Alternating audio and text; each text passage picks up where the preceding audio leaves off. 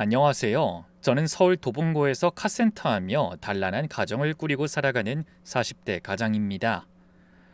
평생 손에 기름때 묻혀가며 일해온 사람이라 글재주는 없습니다만 오늘 여러분 앞에서 꼭 털어놓고 싶은 사연이 있어 이렇게 용기를 내게 됐습니다. 세상에는 피를 나눈 사이라는 이유 하나만으로 끝까지 믿고 감싸게 되는 사람이 있습니다. 저에게는 그 사람이 바로 하나뿐인 쌍둥이 동생이었죠. 그런데 몇 년 전 그 동생의 또 다른 얼굴을 마주하게 되는 충격적인 사건이 있었습니다. 그날은 다름 아닌 동생의 결혼식이 있던 날이었어요. 그날 아침 저는 거울 앞에서 넥타이를 매다 말고 한참을 서 있었습니다. 거울 속에는 분명 제 얼굴이 있는데 어쩐지 동생 석진이의 얼굴 같기도 했습니다. 쌍둥이로 태어나 40년을 넘게 똑같은 얼굴로 살아왔으니 새삼스러울 것도 없는데 그날따라 제 얼굴에서 동생의 모습이 느껴져 유난히 뭉클하더라고요.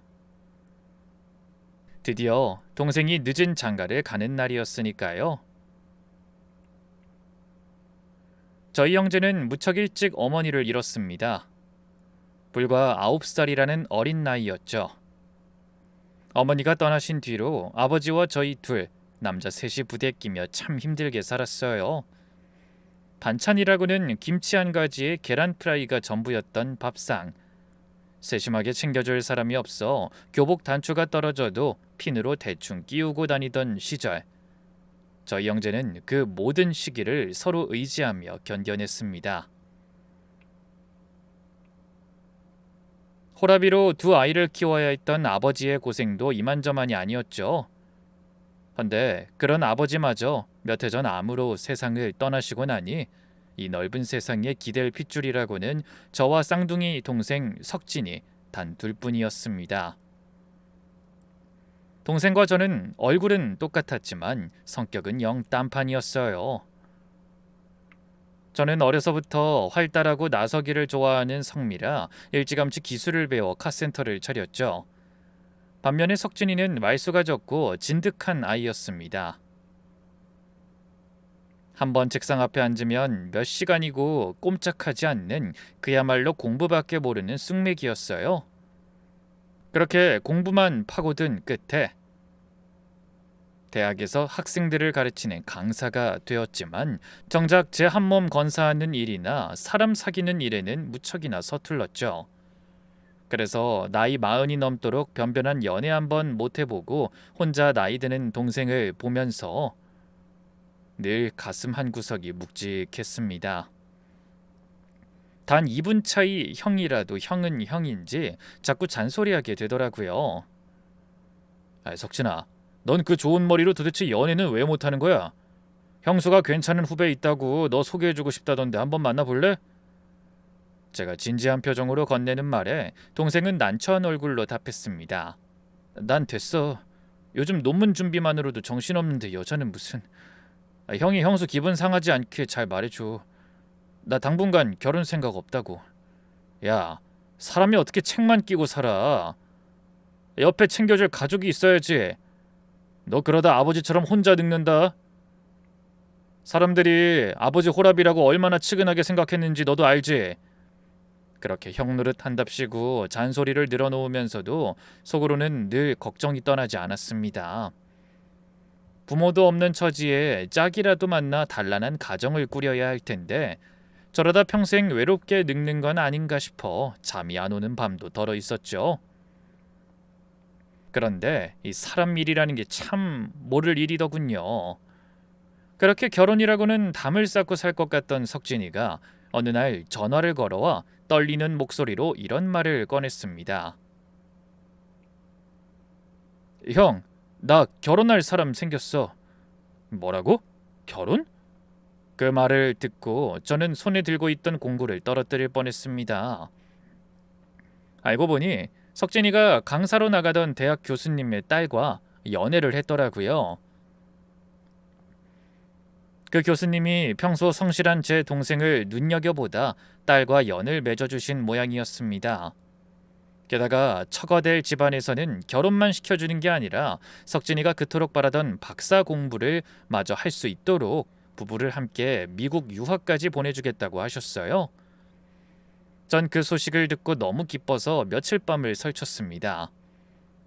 외롭게 살던 동생이 이제야 번듯한 가정을 이루고 평생 꿈꾸던 공부까지 마음껏 할 수 있게 되었다니, 형이 된 입장에서 그보다 더한 경사가 어디 있겠습니까? 돌아가신 부모님이 하늘에서 보고 계신다면 얼마나 흐뭇해하실까 싶어 저 혼자 눈시울을 붉히기도 했습니다. 헌데 결혼식을 앞두고 동생이 이런 부탁을 해왔어요. 형, 난 결혼식 날 고모랑 둘이 손님들한테 인사해야 하니까 축의금 접수는 형이 맡아줘. 내가 믿고 부탁할 사람이 형밖에 없잖아. 당연히 저는 두말 없이 고개를 끄덕였습니다. 동생의 인생에서 가장 중요한 날, 그 어떤 일보다 중요한 일을 맡게 됐다고 생각했으니까요. 그래서 기쁜 마음으로 결혼 준비를 도와주며 그날이 오기를 기다렸습니다. 얼마 후 드디어 동생의 결혼식 날이 밝았어요. 예식장은 아침부터 손님들로 북적였습니다. 저는 접수대에 앉아 봉투를 받고 방명록을 펼쳐 안내하면서도 식장을 찾아주신 분들께 일일이 고개를 숙여 인사드렸습니다. 그런데 재밌는 일이 벌어졌어요. 축의금을 전하러 온 하객들이 접수대에 앉아있는 절 보더니 신랑인 줄 알고 인사를 건네는 겁니다. 아이고 신랑, 오늘 장가가는 사람이 여기 앉아있으면 어떡해? 아이 석진이 전에 드디어 가는구만. 아이 축하하네 축하해. 아이 석진아, 신부 예쁘더라. 말주변도 없는 녀석이 어떻게 저런 미인을 차지한 거야? 동생의 친구, 선배, 심지어 오랜만에 만난 집안 어른들까지 하나같이 헷갈리더군요. 우스운 일이었지만 쌍둥이라 얼굴이 신랑과 판박이니 그럴만도 했죠. 저는 손사래를 치며 웃었습니다. 아니에요, 아닙니다. 전 신랑이 아니라 형이고요. 신랑은 저기 홀 앞에서 인사하고 있어요. 아이고 이런. 형제가 어쩜 이리 똑같아? 쌍둥이라는 걸 깜빡하고 내가 또 헷갈렸네 그려. 그렇게 한바탕 웃음이 오가고 나면 또 다른 손님이 들어와 저를 신랑으로 착각하고 저는 또 형이라고 바로잡고, 그 신랑이가 얼마나 정겹고도 재밌었는지 모릅니다. 그래서 그 북적이는 자리에 앉아 봉투를 받으면서도 입가에서 미소가 가시지 않더라고요. 어머니 없이 어렵게 자란 동생이 번듯한 신랑이 되어 새 출발을 한다니 가슴이 벅차올라 자꾸만 눈물이 핑 돌았습니다. 그 와중에 예식 시간이 가까워질수록 손님이 더 몰려들었어요. 저는 잠시도 자리를 비울 수가 없었습니다. 신랑이 하나뿐인 형으로서 멀리서 어렵게 걸음해주신 분들의 정성을 소홀히 할 수 없다는 마음이 들었으니까요.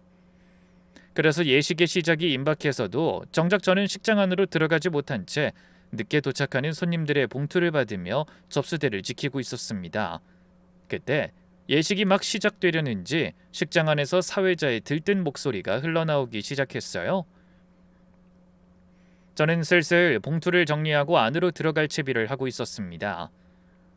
혼주석에는 고모 내외분이 앉아주셨지만 동생의 행복한 출발을 제 눈으로도 꼭 확인하고 싶었거든요. 그래서 서둘러 방명록을 덮고 두툼하게 쌓인 봉투들을 챙겨 가방에 담으며 들뜬 마음으로 자리에서 일어서던 참이었죠. 곧 동생이 상냥한 신부와 든든한 처가의 식구가 되는 모습을 두 눈으로 볼 수 있을 거라는 생각에 가슴이 두근거렸습니다. 그런데 바로 그 순간 머리가 새하얗게 센 낯선 노년의 여성 한 분이 제 앞으로 성큼성큼 다가오시는 게 보였어요. 처음에는 그저 뒤늦게 도착한 하객이려니 하고 얼른 자리에서 일어나 공손히 인사를 드리려고 했습니다. 그런데 그분의 표정이 어딘가 심상치 않았어요. 두 눈에 핏발이 잔뜩 서 있고 입술이 파르르 떨리는 게 마치 잔뜩 화가 나 분을 참지 못하시는 것 같은 모습이었거든요. 한 손에는 낡은 손가방을 꼭 움켜쥐고 계셨는데 어찌나 세게 쥐었는지 손등에 핏줄이 도드라질 정도였어요. 마치 죄 없는 가방에 화풀이라도 하는 것처럼 주먹을 꼭 쥐고 서 계신 모습이 저를 의아하게 만들었습니다.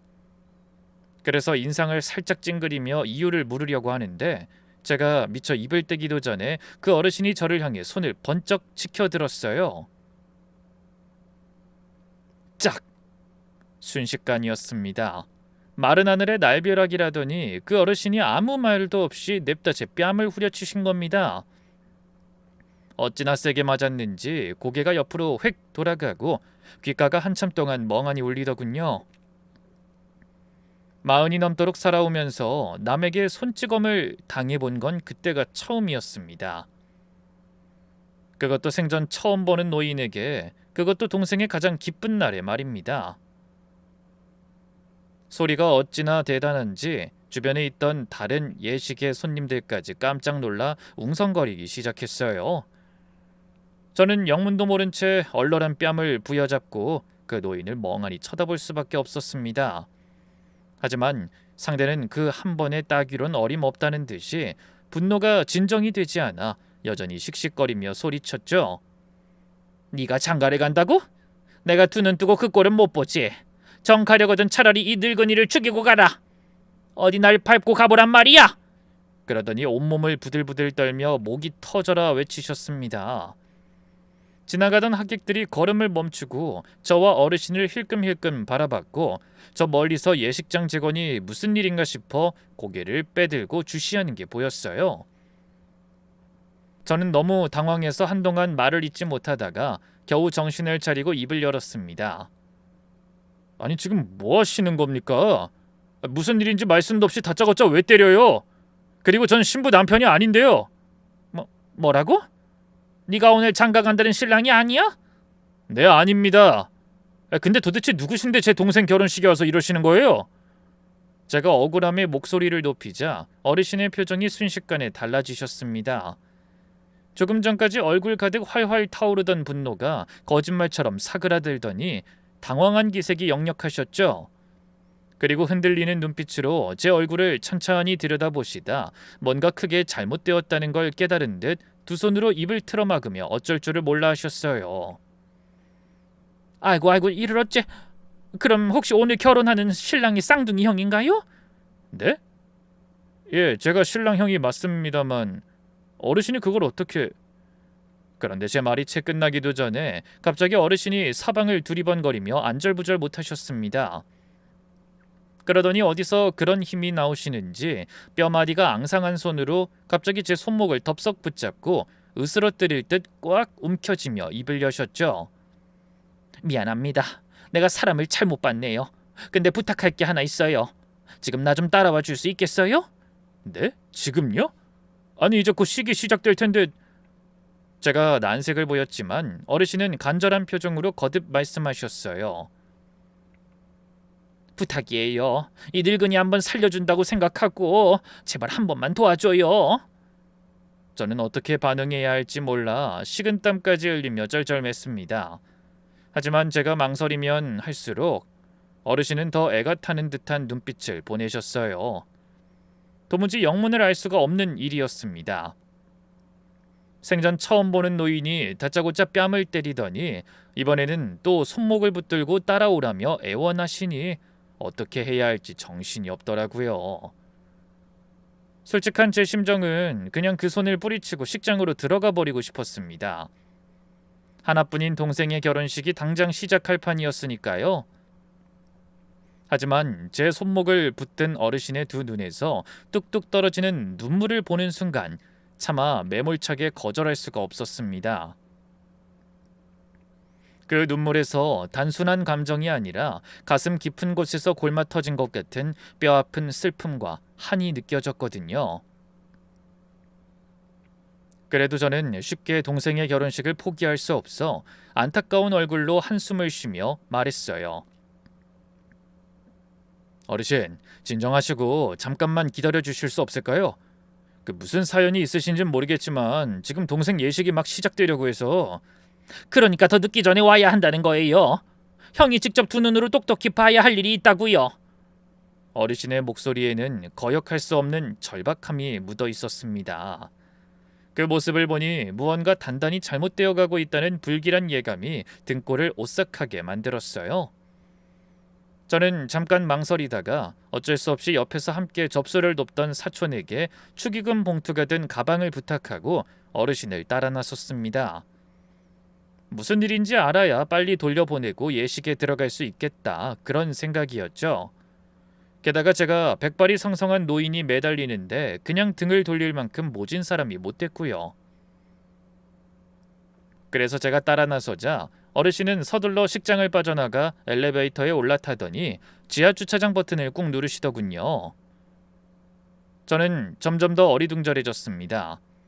도대체 이 노인이 저를 어디로 데려가려는 건지, 주차장에 무엇이 기다리고 있는지 짐작조차 할 수 없었으니까요. 어르신, 이제 그만 좀 말씀해 주세요.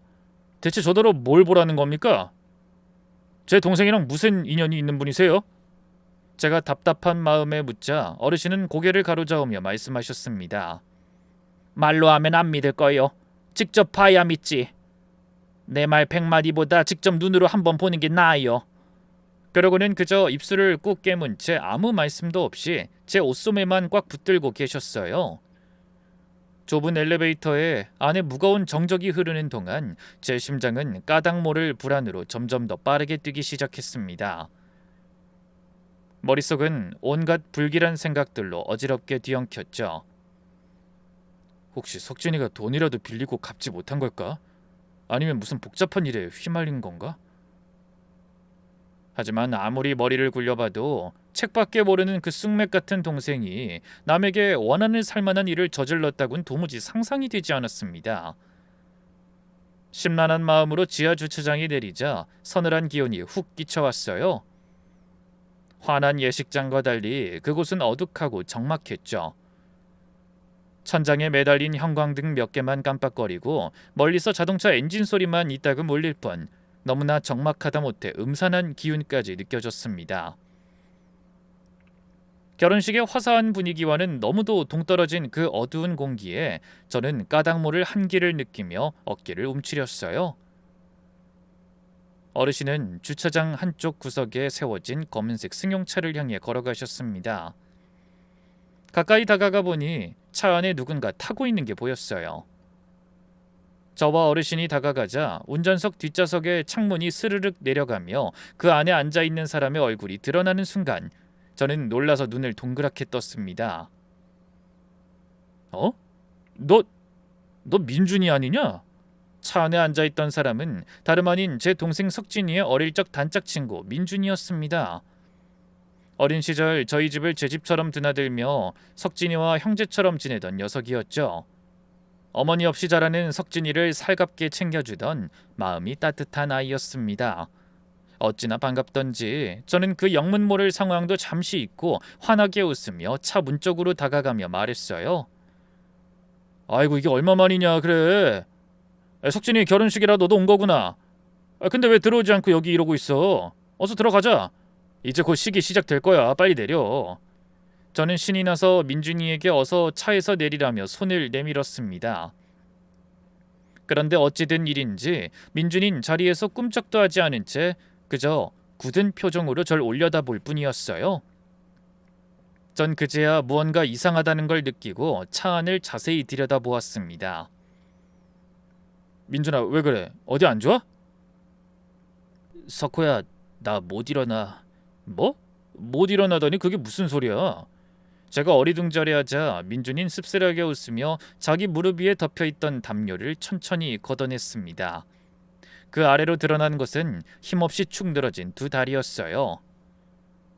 그제야 제 눈에 차문 옆으로 가지런히 접혀 세워진 휠체어가 들어왔습니다. 저는 너무 놀라 그 자리에 얼어붙고 말았네요. 민준아, 너 다리가 왜 이래? 어쩌다 이렇게 된 거야? 민준이는 활달하고 운동이라면 뭐든 잘하던 녀석이었습니다. 학창시절엔 축구 시합에서 늘 골을 넣던 아이였죠. 방학 되면 석진이를 데리고 산이며 강이며 쏘다니던 누구보다 튼튼하고 건강하던 친구였습니다. 그런 민준이가 두 다리를 쓰지 못하는 몸이 되어 휠체어 신세를 지고 있다니 도무지 믿을 수가 없었어요.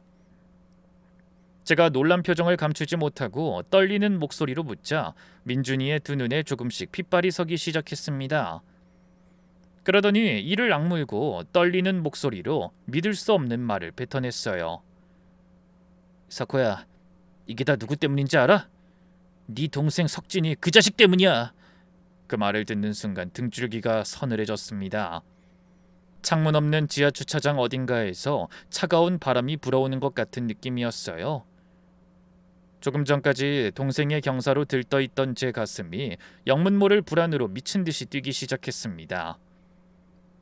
몇 년 전까지도 멀쩡하던 녀석이 다친 게 제 동생 때문이라니. 그게 도대체 무슨 말인지 짐작조차 되지 않았어요. 늘 책상 앞에만 붙어 살던 그 착하고 순한 동생이 어떻게 건강한 친구를 휠체어 신세가 되도록 만들었다는 건지 말도 안 되는 소리라고 생각했죠. 하지만 너무나 당당한 상대의 눈을 보며 슬며시 설마 하는 마음이 고개를 들었습니다. 하지만 전 애써 그 불길한 생각을 떨쳐내려 고개를 저었어요. 그리고 분명히 무슨 오해가 있을 거라고 애써 마음을 다잡았지만 저를 올려다보는 민준이의 두 눈은 결코 거짓을 말하는 사람의 눈이 아니었습니다. 그래도 저는 차마 이 상대의 말을 곧대로 받아들일 수가 없어 떨리는 목소리로 되물었어요. 무언가 단단히 잘못되었다고 생각했거든요. 조금 전까지 동생의 경사로 들떠있던 저에게 갑자기 그런 끔찍한 현실이 닥쳤다는 게 도무지 실감이 나지 않았습니다. 민준아, 그게 무슨 말이야? 석진이 때문이라니. 우리 석진이가 너한테 무슨 짓을 했다는 건데? 뭐가 어디서부터 어떻게 잘못된 건지 내가 알아들을 수 있게 차근차근 말해봐. 하지만 민준이는 한참 동안 입을 꾹 다물고 있었습니다. 그러다 허공을 멍하니 바라보더니 천천히 입을 열기 시작했어요. 목소리가 분노로 떨리면서도 어딘가 모르게 허무함이 몸서리치는 것처럼 느껴졌습니다. 사코야, 나 결혼했던 거 알지? 너랑 석진이도 내 결혼식에 와줬잖아. 그래, 알지. 참한 여자 만났다고 다들 부러워했잖아. 그런데 그게 왜... 그 사람이 내 마누라가 다른 사람도 아니고 석진이랑 그렇고 그런 사이였어. 순간 저는 귀를 의심했습니다.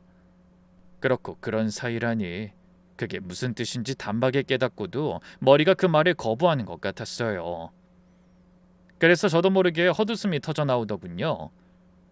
야, 민준아, 너 지금 무슨 소리라는 거야? 우리 석진이가? 그 책밖에 모르는 녀석이 누구랑? 친구 부인이랑? 야, 말이 되는 소리를 해라. 석진이는 여자 얼굴도 제대로 못 쳐다보는 녀석이야.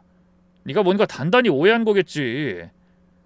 저는 손사래를 치며 그 말을 부정했습니다. 평생을 책상 앞에서만 살아온 동생이었어요. 40이 넘도록 연애 한번 제대로 못해 형인 제가 안달복달하게 만들던 동생이 하필이면 가장 친한 친구의 아내와 그런 짓을 벌였다니, 그건 제가 아는 동생이 절대 할 수 없는 일이었습니다. 무슨 착오가 있거나 아니면 누군가 동생을 모함한 게 분명하다고 생각했죠.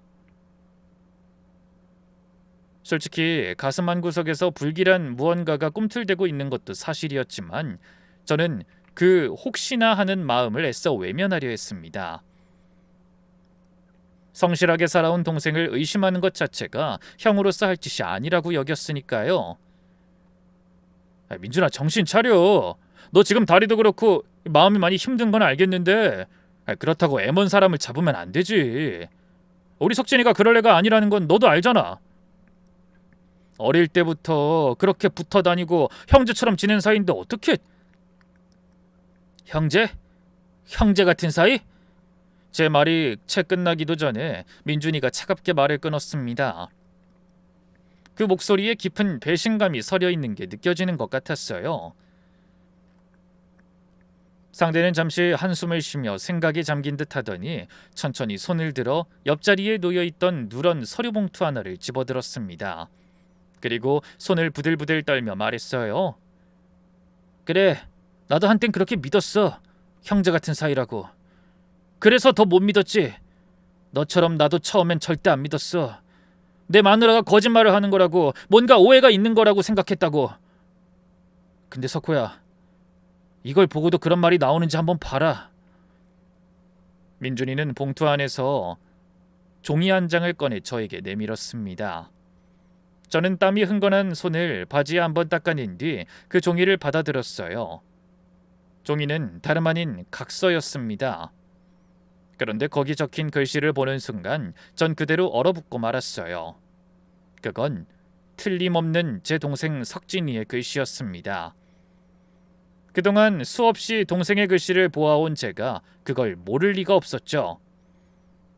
남자가 쓴 거라고는 믿기 어려울 만큼 반듯하고 둥글둥글하면서도 끝이 살짝 올라가는 그 특유의 필체. 학창시절 제 공책에 공부 좀 하라며 낙서를 해놓던 그 손글씨가 민준이가 내민 각서 위에 또렷이 박혀 있었습니다. 각서를 들고 있는 제 손이 덜덜 떨려 종이가 바스락거리는 소리를 내더군요. 저는 입을 떡 벌린 채 아무 말도 못하다가 간신히 정신을 차리려 노력하며 물었습니다. 이게 뭐야? 읽어봐. 똑똑히 읽어보라고. 그게 네 동생이 자기 손으로 쓴 각서니까. 저는 두려움과 공포로 얼룩진 마음을 달래며 조심스럽게 그 각서를 읽어내려갔습니다. 거기에는 자기 잘못으로 벌어진 일에 책임을 지겠다는 내용이 적혀 있었습니다. 그리고 아이가 다 클 때까지 양육비를 책임지고 지원하겠다는 약속까지 들어있었죠. 글의 끄트머리에는 제 동생의 이름과 서명까지 선명하게 적혀 있었습니다. 그 한 글자 한 글자가 비수처럼 제 가슴에 날아와 박히는 기분이었어요. 아무리 부정하고 싶어도 그 종이 한 장이 모든 것을 말해주고 있었습니다. 동생이 자기 손으로 모든 일이 자신의 잘못임을 인정하며 책임지겠다는 뜻을 분명히 밝힌 거죠. 저는 그 각서를 다 읽고 고개를 번쩍 들었어요. 민준아, 잠깐. 여기 아이라고 적혀 있는데 이 아이라니? 무슨 아이를 말하는 거야? 헌데 제 말을 들은 상대가 한동안 물끄러미 절 바라보더니 깊은 한숨과 함께 가슴을 후벼 파는 말을 꺼냈습니다. 나한테 어린 아들이 있어, 석호야. 그 사람이 내 마누라가 떠나기 전에 낳은 아이야. 이제 겨우 4살인데 엄마 얼굴도 모른 채 자라고 있지. 부인이 떠나다니 너 이혼한 거야? 아니, 죽었어. 그 한마디에 숨이 턱 막히더군요. 하지만 정작 그 말을 하는 당사자는 텅 빈 눈으로 허공을 응시하며 그날의 일을 담담하게 풀어놓기 시작했어요. 이 마누라라는 여자가 석진이랑 바람 피운 걸 들키니까 오히려 당당하게 나오더라. 언제 걸릴지 몰라서 불안했는지 아예 짐까지 미리 싸놨더라고. 당연히 난 말리려고 했지. 아직 어린 아들을 엄마 없이 자라게 하고 싶지 않고 형제처럼 믿었던 친구한테 배신당해도 가족만은 잃고 싶지 않았어. 그래서 차를 몰고 나가려는 아내를 따라 타서 말리다가 실랑이를 벌였지. 생전 처음 여자한테 그렇게 욕을 해본 것 같아. 민준인 그 끔찍한 기억이 되살아나는 듯 괴로운 얼굴로 잠시 말을 멈췄다 다시 입을 열었습니다. 제 눈앞에도 참담한 그날의 일이 마치 영상처럼 펼쳐지는 것 같았어요. 그 뒤로 가지 말라고 붙잡는 남편과 끝까지 가겠다고 몸부림치던 부인이 심하게 다퉜다는 것.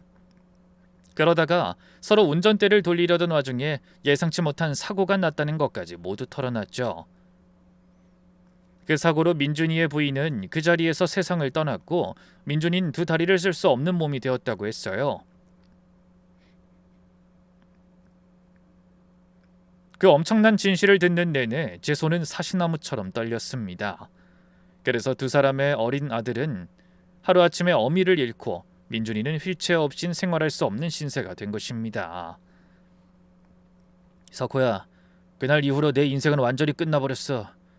사랑하던 여자는 죽고 난 이렇게 다리를 못 쓰는 몸이 됐지.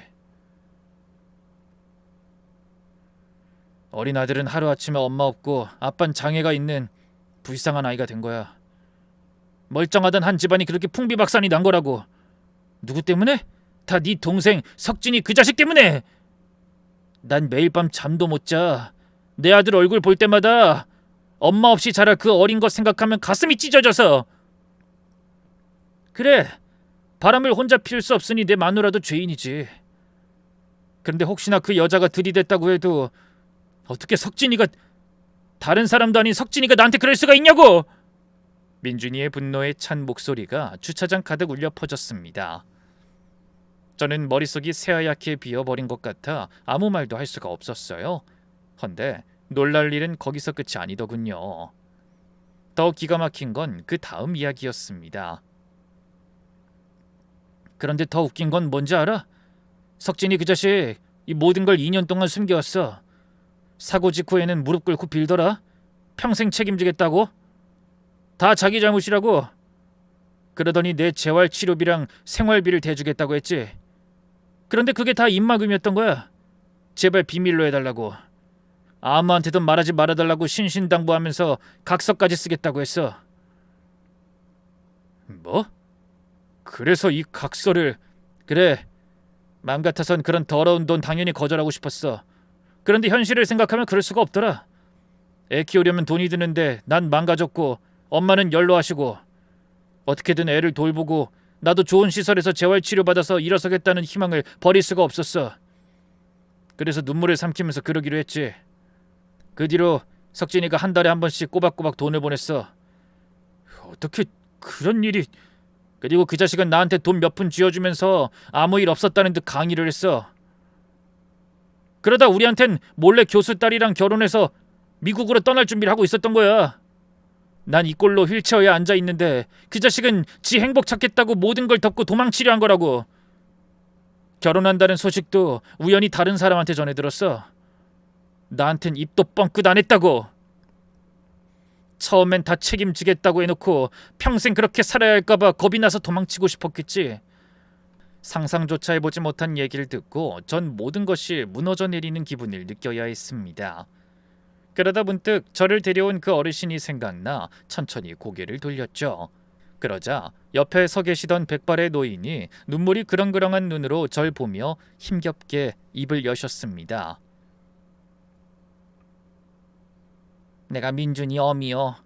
석진이가 어릴 적에 우리 집에 얼마나 자주 놀러 왔는데 엄마 없이 자라는 게 안쓰러워서 내가 그 어린 거 밥도 해 먹이고 내 아들 옷 살 때 석진이 옷도 같이 사며 챙겨줬어요. 친자식처럼 보듬었단 말이요. 명절이면 꼭 불러서 떡국도 끓여 먹이고 생일이면 미역국도 한 솥 끓여줬는데. 어르신은 차마 더는 말을 잇지 못하고 손등으로 눈물을 훔치셨습니다.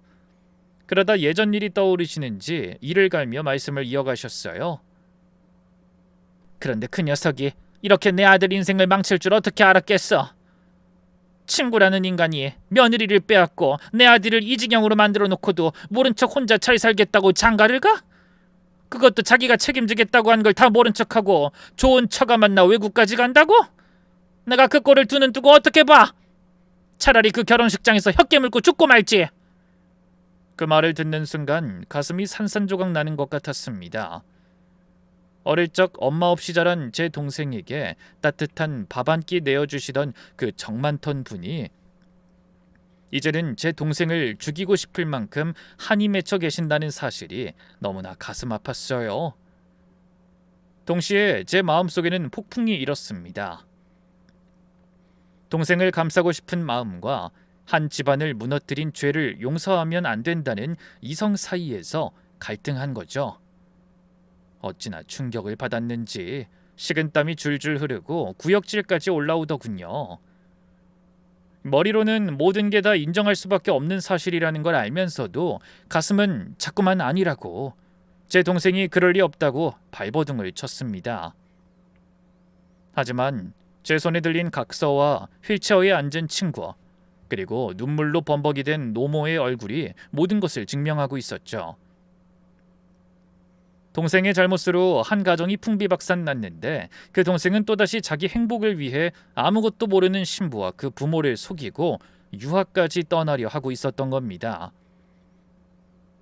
멀쩡한 여자 하나를, 그리고 그 집안 전체를 또 한 번 속이려 한 거예요. 저는 손에 힘을 주며 각서를 움켜쥐었지만 도저히 입을 뗄 수가 없었습니다. 무슨 말로 상처받은 어르신과 그 아들을 위로해야 할지, 무슨 낯으로 동생 역성을 들어야 할지 아무것도 떠오르지 않았어요. 그저 머릿속이 텅 빈 채로 어두운 주차장에 못 박히듯 서 있을 수밖에 없었습니다. 그때 민준이가 결연한 표정으로 휠체어 쪽으로 손을 뻗으며 입을 열었어요. 석호야, 나 지금 식장으로 올라갈 거야. 더는 못 참겠어.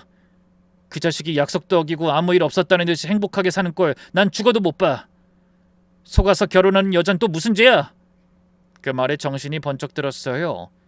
예식이 한창일 식장에 민준이가 나타나서 진실을 밝힌다는 상상만으로도 피가 마르는 기분이었거든요. 모든 걸 알고 놀라 자빠질 하객들과 사람 취급도 못 받을 동생 생각에 눈앞이 캄캄해지는 기분이었죠. 그래서 저는 이러지도 저러지도 못하며 입술만 깨물고 있었어요. 그런데 바로 그 순간 제 주머니 속 휴대폰이 요란하게 울리기 시작했습니다. 저는 떨리는 손으로 휴대폰을 꺼내 화면을 들여다봤어요. 그러다 발신자를 확인하는 순간 심장이 철렁 내려앉았습니다. 다름 아닌 이 모든 사건을 일으킨 장본인, 바로 제 동생 석진이의 전화였기 때문입니다. 그때쯤이면 신부와 손을 맞잡고 식장 한가운데 서 있어야 할 녀석이 자기 결혼식이 한창일 시간에 저에게 전화를 걸어온 겁니다. 신랑이 예식 도중에 전화를 건다는 게 말이나 됩니까? 당연히 무언가 잘못되었다는 생각이 들었죠. 정신이 없고 숨통이 조여오는 기분이 들었지만 억지로 불안한 마음을 누르며 통화 버튼을 눌렀습니다. 여보세요? 석준아, 너 지금 식장에 있어야 할 애가 왜... 하지만 말이 끝나기도 전에 동생의 다급한 목소리가 들려왔어요. 형 어디야? 지금 어디 있는 거야? 전화기 너머로 들려온 동생의 목소리는 이전엔 한 번도 들어본 적 없는 낯선 목소리였습니다. 거의 울음에 가까운 새파랗게 질린 얼굴이 떠오르는 듯한 목소리였어요. 그리고 동생의 울먹임 뒤로 사람들이 웅성거리는 소리, 누군가가 고함치는 소리, 의자가 넘어지는 소리까지 뒤섞여 들려왔습니다. 마치 아수라장이 된 시장 한복판에서 걸려온 전화 같았죠. 석진아, 진정하고 말해봐. 도대체 무슨 일이야? 시간 어떻게 됐어? 형, 빨리 좀 와줘. 다 망했어. 다 끝났다고. 형, 제발 나 좀 살려줘. 동생은 말을 끝맺지 못하고 전화를 뚝 끊어버렸습니다. 저는 멍하니 통화가 끊어진 휴대폰만 내려다보다 고개를 돌려 옆에 있는 민준이와 어르신을 번갈아 쳐다봤어요. 그때 머릿속을 스치는 생각이 있었습니다. 분명 뭔가 일이 터진 게 확실했죠. 그 순간에도 두 사람을 보는 제 가슴에는 감출 수 없는 죄책감이 밀려왔습니다. 동생이 저지른 씻을 수 없는 죄에 관해 낱낱이 듣고도 저는 울먹이는 동생이 걱정됐거든요. 동생 곁을 지키고 있어야 할 그 시간에 엉뚱한 곳에 있었다는 후회와 눈앞에 있는 피해자들에 대한 안타까움이 뒤섞여 혼란스러웠습니다. 하지만 어쩔 수 없는 게 핏줄일까요?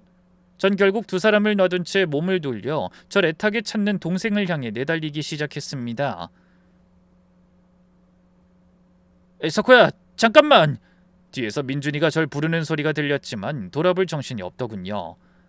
그래서 저는 조금의 망설임도 없이 지하 주차장을 가로질러 엘리베이터로 뛰어갔어요. 하지만 엘리베이터가 내려오는 시간이 너무나 더디게 느껴져 끝내 기다리지 못하고 비상계단으로 몸을 던지듯 뛰어 올라갔습니다. 심장이 터질 것처럼 뛰었죠. 한층 두층 숨이 턱까지 차오르고 다리가 후들거렸지만 멈출 수가 없었습니다. 동생의 그 절박한 목소리가 계속 귓가에 맴돌았으니까요. 부디 최악의 상황은 나오질 않기를, 별일 아닌 그저 작은 소동에 그쳤기를 빌고 또 빌었습니다. 하지만 가쁜 숨을 몰아쉬며 예식홀에 있는 층에 다다랐을 때 저는 그 자리에 그만 우뚝 멈춰서고 말았어요. 복도까지 사람들이 잔뜩 몰려나와 웅성거리고 있었거든요. 곱게 한복을 차려입은 어르신들, 양복을 빼입은 하객들이 삼삼오오 모여 저마다 한마디씩 떠들어대고 있었습니다. 그들의 얼굴에는 하나같이 충격과 분노, 그리고 혀를 차는 듯한 경멸이 어려 있었어요. 이 결혼식장이라기보다는 무슨 큰 사달이 난 사고 현장 같은 분위기였죠. 저는 식장 안으로 들어가기도 전에 그 사람들이 주고받는 이야기를 듣고 모든 사실을 깨닫고 말았어요. 그리고 그들이 나누는 한마디 한마디에 가슴이 무너져 내렸습니다. 아니 세상에, 친구 마누라랑 바람을 피웠다는 게 정말이래? 어디 그뿐이야? 친구가 그 일로 사고가 나서 평생 휠체어 타야 할 신세가 됐다잖아. 다리를 못 쓴대, 다리를. 아니 그게 어디 사람이 할 짓이야? 형제처럼 지낸 친구를 그 지경으로 만들어 놓고. 근데 그게 끝이 아니라잖아. 양육비랑 치료비 대주겠다고 각서까지 써놓고는 그것도 나 몰라라 하고 결혼해서 외국으로 도망치려 했다는 거 아니겠어? 인두껍을 쓰고 어떻게 그런 짓을 해? 아니 많이 배우면 뭐하나. 먼저 인간이 돼야지. 그러게 말이야. 친구 부인은 사고로 죽었다며. 어린 자식만 하나 덩그러니 남기고. 아이고 애가 무슨 죄야. 불쌍해서 어째. 저런 인간이 무슨 대학 교수가 된다고. 박사는 무슨 얼어 죽을 박사. 천벌이나 받아야지. 멀쩡하게 생겨가지고 속은 아주 시커먼 것도 모자라 썩어 빠졌어. 신부만 불쌍하지 뭐. 저런 인간인 줄도 모르고 시집 간다고 좋아했을 거 아니야. 아니지. 그래도 시골리기 전에 알았으니 천만다행인 건가? 아우 그래도 이게 무슨 망신이야. 신부 아버지가 아까 쓰러지기 직전이던데. 그런 대화들이 조금 전 식장의 상황을 보여주는 것 같았어요. 저는 그제야 동생이 왜 그렇게 절박하게 절 찾았는지, 식장이 왜 그 모양이 되었는지 깨달았습니다. 누군가 이미 한창 결혼식이 진행되어야 할 식장에서 동생의 모든 죄를 만천하에 까발린 게 분명했어요. 민준이가 저에게 들려준 그 끔찍한 이야기를 하객들이 토시 하나 틀리지 않고 떠들어대고 있었으니까요. 그런데 그 순간 문득 머릿속에 의문이 하나 떠올랐습니다. 분명 민준이와 그 모친은 저와 주차장에 있었는데 비밀로 하기로 한 각서까지 쓴 사실을 대체 누가 밝힌 걸까요? 그때 번쩍하고 머릿속을 스치는 생각이 있었어요. 두 다리를 쓰지 못하는 민준이와 연로하신 그 어머니, 두 사람이 대체 어떻게 차를 몰고 예식장까지 왔을까요? 휠체어에 의지하는 사람이 운전했을 것 같진 않았죠. 더러 장애가 있는 사람도 운전할 수 있는 차가 있다고는 들었지만 그럴 것 같진 않았어요. 민준이는 분명 운전석이 아니라 그 뒷좌석에 앉아 있었거든요.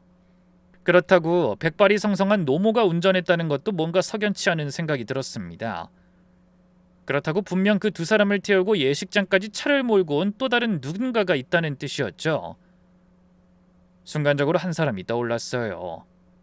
생각해보니 민준이에게는 여동생이 하나 있었습니다. 어릴 적 오가며 오빠와 함께 다니던 야무진 아이를 본 기억이 나더라고요. 혹시 그 아이가 불구된 오빠와 어머니를 차에 태우고 예식장까지 모셔온 게 아닐까 하는 생각이 들었죠. 아니나 다를까 제 곁에 지나치던 한 어르신의 입에서 이런 말이 들려왔어요. 내 80평생 결혼식에 와서 이런 꼴을 보긴 처음이네. 오빠가 당한 일이 얼마나 억울했으면 젊은 처녀가 부끄러운 것도 있고 저렇게 펑펑 울면서 식장을 뒤집어 놔. 참 말세다 말세야. 그 말을 듣는 순간 저도 모르게 허공에 대고 탄식했습니다. 저와 어르신이 주차장에서 민준이의 이야기를 듣고 있는 동안 오빠의 불행이 모두 그날의 신랑 탓이라 여긴 민준이의 여동생이 한 발 앞서 식장으로 올라온 겁니다. 어쩌면 어머니와 오빠가 절 붙들고 시간을 끌며 망설이는 사이 자기가 직접 모든 걸 끝장내겠다고 마음먹었는지도 모를 일이었어요. 과정이야 어찌됐든 결과적으로 제 동생이 각서까지 쓰며 숨기고 싶어하던 추악한 과거가 만천하에 드러난 건 사실이었죠. 모든 사실을 깨달은 저는 다리에 힘이 풀려 휘청거렸습니다. 그래도 어떻게든 정신을 차리려 노력하며 사람들을 해치고 식장 안으로 들어섰어요. 하지만 그 안에 펼쳐진 광경은 차마 눈뜨고 보기 힘들 지경이었습니다. 화사한 꽃으로 장식된 단상은 텅 비어있고 하객들은 자리를 박차고 일어나 출구 쪽으로 몰려 나오고 있었어요. 새 신랑과 신부를 향한 축복으로 가득 차야 할 그 공간이 삽시간에 손가락질과 욕설이 난무하는 아수라장으로 변해 있었습니다. 신부 측 하객들로 보이는 사람들은 분을 참지 못해 저희 쪽 친척들에게 삿대질에 댔고 어떤 이는 혀를 차며 고개를 절레절레 흔들었어요. 그 난리 한가운데 한 젊은 여자가 서 있는 것이 보였습니다. 두 눈에 도끼를 가득 품은 채 손에 서류 뭉치를 움켜쥐고 온몸을 부들부들 떨고 있는 여자를 전 단번에 알아봤어요. 바로 민준이의 여동생이었습니다. 여자는 못다한 얘기가 있는지 눈물을 흘리면서도 또렷한 음성으로 말했어요. 여러분, 다들 똑똑히 들으셨죠? 저 인간이 어떤 인간인지. 우리 오빠를 평생 못 걷게 만들어 놓고 조카를 엄마 없는 자식으로 만들어 놓고도 뻔뻔하게 이런 자리에 서서 결혼하려고 했습니다. 여기 저 인간이 직접 쓴 각서가 있어요. 이게 다 증거라고요. 민준이의 여동생은 목이 터져라 외치며 손에 든 서류를 사람들에게 흔들어 보였습니다.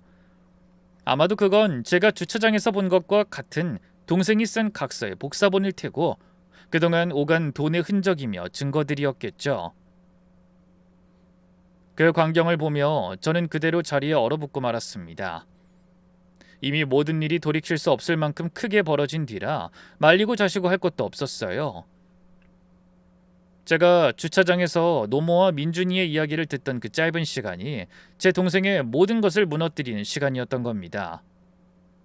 어쩌면 제가 조금만 더 일찍 이 모든 진실을 알았더라면 뭔가가 달라졌을지 모른다는 부질없는 안타까움만 머릿속을 어지럽게 맴돌았습니다. 내가 알았더라면, 석진이를 말렸더라면 이런 비극도 일어나지 않았을까? 하지만 뒤늦은 후회였죠. 바로 그 순간 단상 아래 사람들의 시선이 모인 곳에 제 동생 석진이가 있는 게 보였습니다. 멋진 예복을 차려입은 동생이 신부 측 어른들에게 둘러싸인 채 고개를 푹 숙이고 있었어요.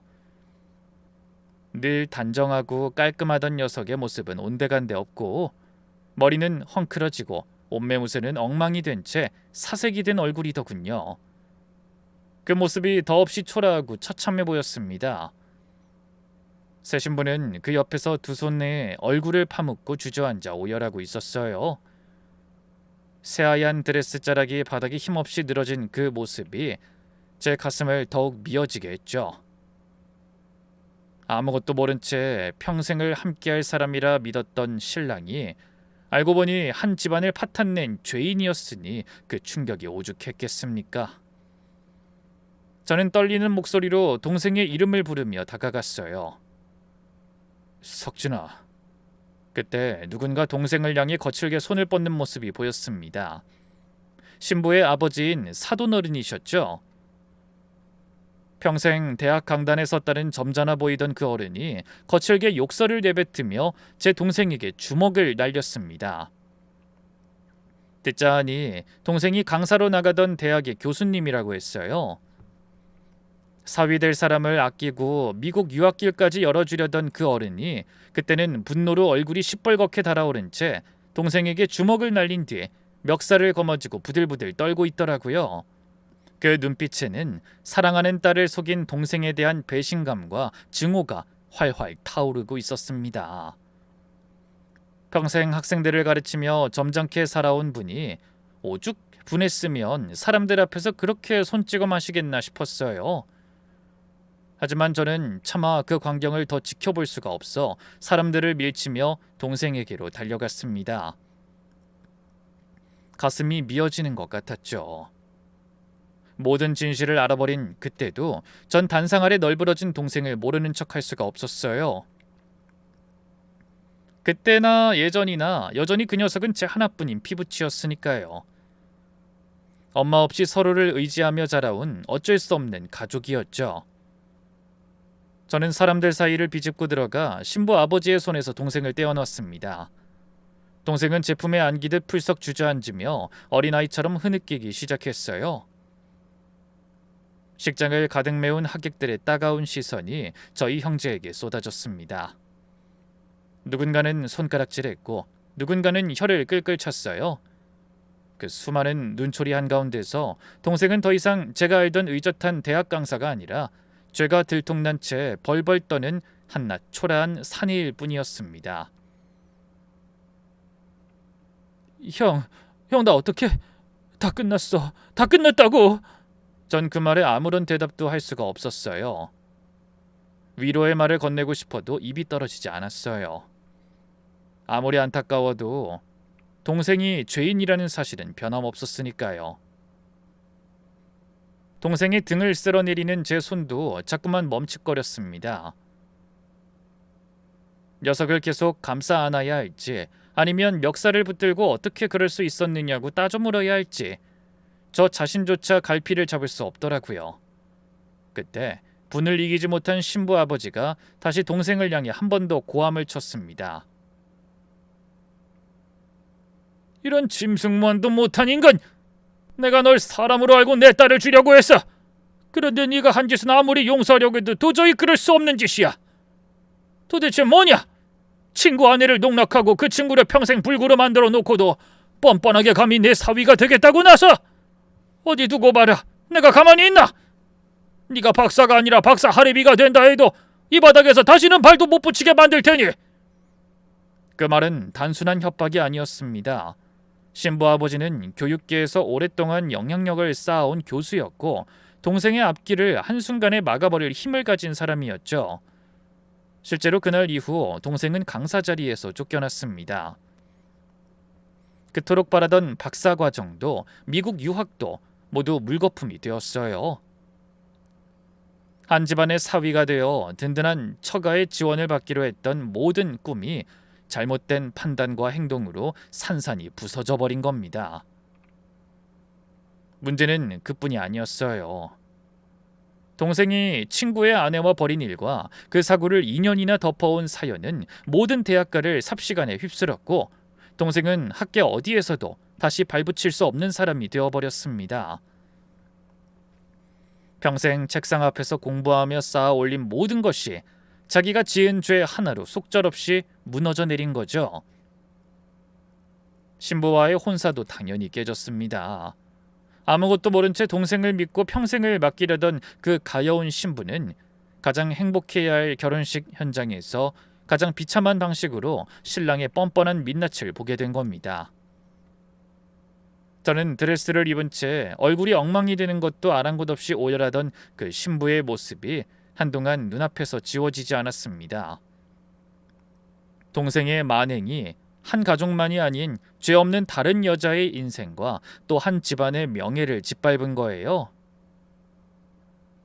그래도 불행 중 다행인 건 식을 올리고 미국으로 떠나기 전에 모든 진실이 드러나 그 신부가 동생의 여자로 평생 낙인 찍히는 일만은 피할 수 있었다는 겁니다. 만약 결혼하고 나서 모든 진실이 드러났더라면 신부는 낯선 타국에서 얼마나 더 큰 고통을 겪었을지 생각만 해도 아찔했어요. 그렇게 본다면 그날 식장을 뒤집어 놓은 민준이의 여동생은 어쩌면 그 신부의 남은 인생을 구원해준 셈이기도 했죠.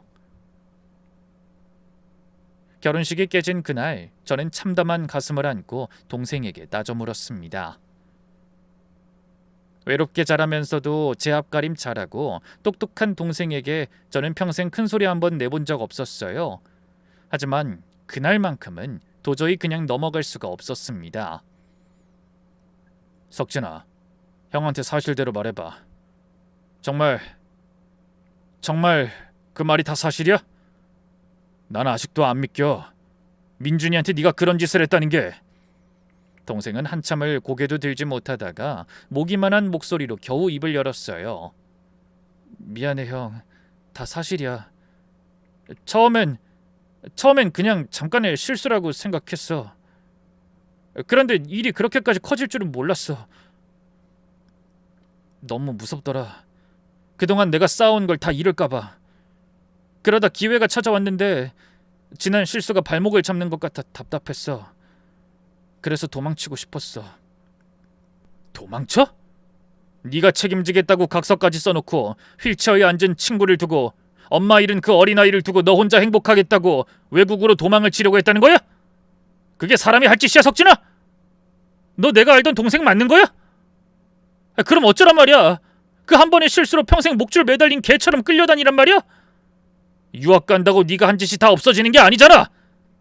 결혼해서 유학 떠난 다음에 밝혀져도 장인어른이 어떻게든 힘써줄 거라고 생각했어. 체면을 목숨처럼 여기는 분이라 절대 딸이 이혼하거나 사위가 추잡한 소문에 휩싸이게 두실 분이 아니었단 말이야. 그래서 어떻게든 결혼해서 빨리 떠나려고 한 건데. 뭐야? 그럼 한 여자 인생은 또 어떻게 되는 건데? 너 때문에 망가지는 사람이 얼마나 더 생겨야 정신 차릴 거야? 난 그래도 세상 사람들이 다 손가락질해도 널 감싸주고 이해하고 싶었는데 어떻게 그런 생각을... 네가 사람이냐? 저는 살아오며 단 한 번도 동생에게 그렇게 모진 말을 해본 적이 없었습니다. 하지만 그날은 저도 모르게 욱하는 감정을 다스릴 수가 없었어요. 제가 보내는 경멸의 눈초리를 느꼈는지 동생은 그저 두 손으로 얼굴을 가리고 어깨를 들썩이며 울기만 했습니다. 그 모습을 보고 있자니 한편으로는 미운 마음이 솟구치면서도 다른 한편으로는 억장이 무너졌어요. 어쩌다 이 녀석이 이 지경까지 왔을까? 어릴 적 그렇게 반듯하고 성실하던 애가 어쩌다 자기 욕심만 채우기 급급한 인간이 된 거지? 그날 밤 집으로 돌아온 저는 밤새 잠을 이루지 못하고 아내의 어깨에 기대어 소리 없이 울었습니다.